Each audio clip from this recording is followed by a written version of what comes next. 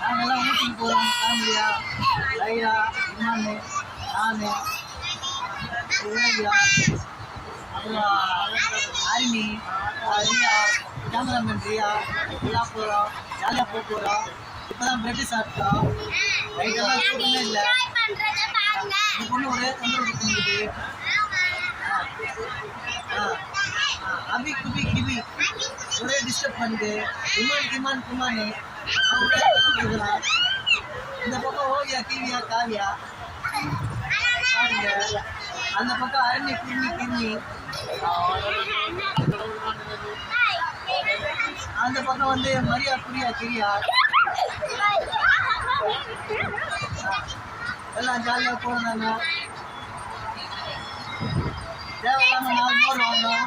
வேஸ்ட்டாக இருக்கிறாங்க.